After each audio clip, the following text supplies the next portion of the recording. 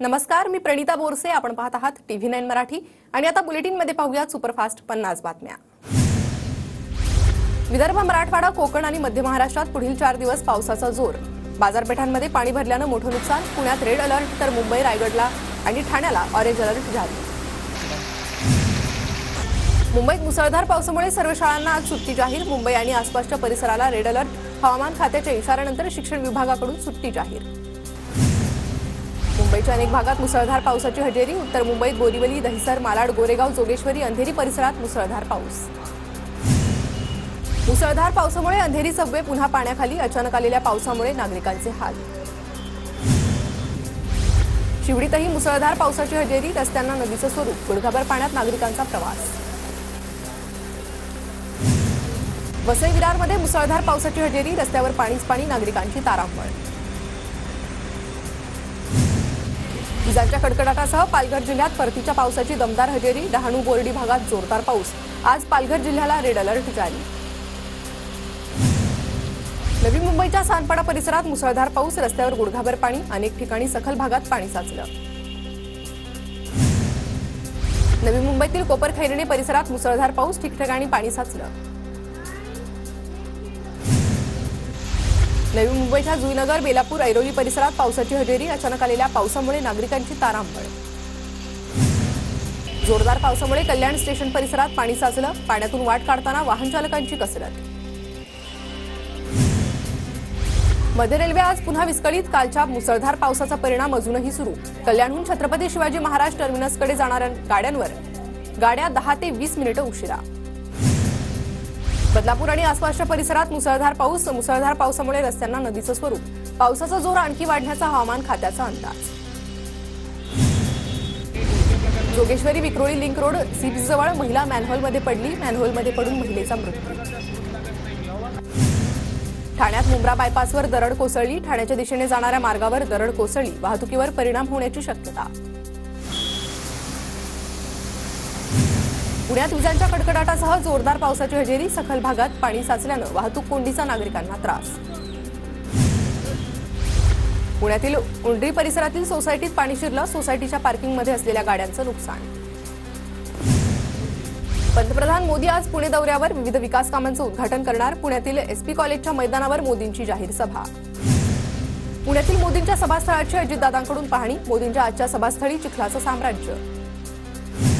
लातूरच्या औसा ते आलमाल रस्त्यावर आलेल्या पुरात बाईकसह तरुण वाहून गेला. पूरस्थिती असताना तरुणाची स्टंटबाजी अंगाशी आली. सुदैवानं गावकऱ्यांनी तरुणाला वाचवलं. छत्रपती संभाजीनगरच्या डॉक्टर बाबासाहेब आंबेडकर मराठवाडा विद्यापीठाच्या ग्रंथालयात पाणी. जोरदार पावसामुळे पाणी साचलं. ग्रंथालयात पाणी शिरल्यानं अनेक विद्यार्थ्यांना मनस्ताप. नंदुरबारमध्ये 20 दिवसाच्या विश्रांतीनंतर जोरदार पावसाची हजेरी. अचानक आलेल्या पावसामुळे व्यापाऱ्यांची आणि शेतकऱ्यांची तारांबळ. पिकांचं नुकसान होण्याची शक्यता. वाशिमच्या रिसोड तालुक्यात जोरदार पाऊस. पावसामुळे सोयाबीन, तूर, कापूस पिकांचं मोठं नुकसान. जळगाव जिल्ह्यात सलग दुसऱ्या दिवशी मुसळधार पाऊस. जोरदार पावसामुळे चाकरमान्यांची धांदल उडाली. शहरातील रस्ते जलमय.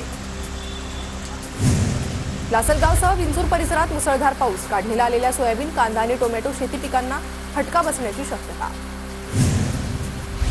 अमरावती जिल्ह्यात ठिकठिकाणी मुसळधार पावसाची हजेरी. सखल भागात पाणी साचल्यानं नागरिकांची तारांबळ. जळगावच्या अनोरेमध्ये पाणी साचल्यानं अंत्ययात्रेला अडथळा. ग्रामपंचायतीच्या ढिसाळ कारभारामुळे नागरिकांची तारांबळ. जळगावमध्ये वादळी वाऱ्यासह मुसळधार पाऊस. केळी पिकासह इतर पिकांचं मोठ्या प्रमाणात नुकसान. किती जागा पडणार याचा अमित शहा आढावा घेतायत. अमित शहांच्या महाराष्ट्र दौऱ्यावरून जयंत पाटलांचा खोचक टोला. भाजपनं लोकसभेतही 45+चा निर्धार केला होता, पण ते यशस्वी झाले नाही. हा महाराष्ट्र आहे, गुजरात नाही. विदर्भातील मिशन 45 या भाजपच्या घोषणेवर बच्चू कडूंची टीका. पवार आणि ठाकरेंशिवाय मार्ग नाही असं शहांना देखील वाटतं. शहांच्या ठाकरे पवारांवरील वक्तव्यावर सुप्रिया सुळेंची प्रतिक्रिया. मनसे अध्यक्ष राज ठाकरेंचं विधानसभा निवडणुकीसाठी मिशन विदर्भ. 27-28 सप्टेंबरला 2 दिवस विदर्भ दौऱ्यावर. विदर्भातील सर्व 11 जिल्ह्यातील प्रमुख पदाधिकाऱ्यांची अमरावतीत बैठक. 2000 साली राजकारणाला कंटाळून रिव्हर्स गिअर टाकला होता. साजिद नाडियाडवालामुळे पुन्हा राजकारणात आलो. मला चित्रपटांची निर्मिती करायची होती. राज ठाकरेंची प्रतिक्रिया. सुजय विखेंमध्ये आता थोडासा बदल झालाय. अरेकारे करणारे आता बाबादादा म्हणायला लागलेत. संगमनेरला उभं राहणार म्हणतात, आम्ही स्वागताला तयार. बाळासाहेब थोरातांची प्रतिक्रिया. अक्षय शिंदेच्या एन्काउंटर प्रकरणाचा फॉरेन्सिक अहवाल सादर करा. रिपोर्टमध्ये गडबड असली तर पावलं उचलावी लागतील. हायकोर्टाचा इशारा. हा एन्काउंटर होऊ शकत नाही. एन्काउंटरची व्याख्या वेगळी. हायकोर्टानं फटकारलं तर एन्काउंटर प्रकरणाचा फॉरेन्सिक रिपोर्ट सादर करण्याचेही कोर्टाचे आदेश. आरोपीला थांबवायला पाहिजे होतं. डोक्यात गोळी का चालवली? आरोपीला 4 पोलीस थांबवू शकत नव्हते का? कोर्टाचा सवाल. पोलीस वर्दीत होते का? न्यायाधीशांचा सरकारी वकिलांना सवाल. सामान्य माणसाला बंदुकीचा स्लायडर ओढता येत नाही. न्यायाधीशांचं निरीक्षण. अक्षय शिंदेच्या वडिलांच्या याचिकेवर उच्च न्यायालयात सुनावणी. अक्षयमध्ये पोलिसांची बंदूक हिसकावून घेण्याची क्षमता नव्हती. वकिलाचा युक्तिवाद. तर आगामी निवडणुका डोळ्यासमोर ठेवून मुलाची हत्या. आई-वडिलांचा आरोप. 9व्या दिवशी मनोज जरांगे पाटलांचं उपोषण स्थगित. ज्यांनी त्रास दिला त्या सर्वांना सरळ करणार. जरांगे पाटलांचा इशारा. जरांगेंनंतर ओबीसी नेते लक्ष्मण हाकेंचं उपोषणही स्थगित. जरांगेंचा लढा मुळातच गरजवंतांचा नव्हता.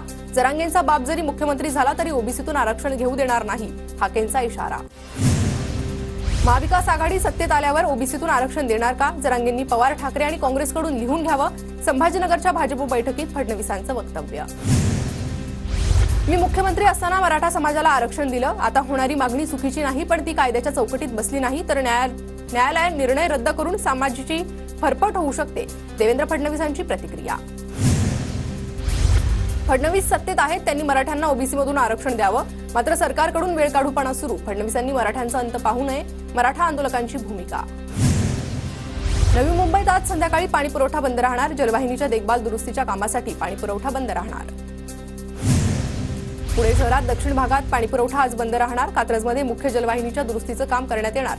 शुक्रवारी उशिरा आणि कमी दाबाने पाणीपुरवठा होणार. पाणीपुरवठा विभागाची माहिती. मुंबईतील करी रोड परिसरातील पाणीपुरवठा उद्या बंद राहणार. सेनापती बापट मार्गावरील प्रमुख जलवाहिनीच्या दुरुस्तीच्या कामासाठी पाणीपुरवठा विस्कळीत. महिन्याला 100 युनिटपर्यंत वीज वापर असलेल्या ग्राहकांनी सूर्यघर योजनेचा लाभ घेतल्यास वीज बिल शून्य होणार.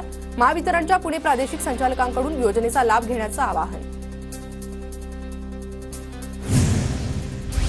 कृषी कायद्याबाबतच्या वादग्रस्त वक्तव्यानंतर भाजप खासदार कंगना रनौतवर सर्व स्तरावरून टीकेची झोड. ट्विटरवर व्हिडिओ शेअर करत कंगना रनौत यांनी माफी मागितली. जर पुन्हा कृषी कायदे लागू करण्याचा प्रयत्न केला तर इंडिया आघाडी मोदींविरोधात एकजुटीनं उभं राहील. शेतकऱ्यांचं नुकसान होऊ देणार नाही. कंगना रनौतच्या माफीनाम्यानंतर राहुल गांधींची पंतप्रधान मोदींना इशारा.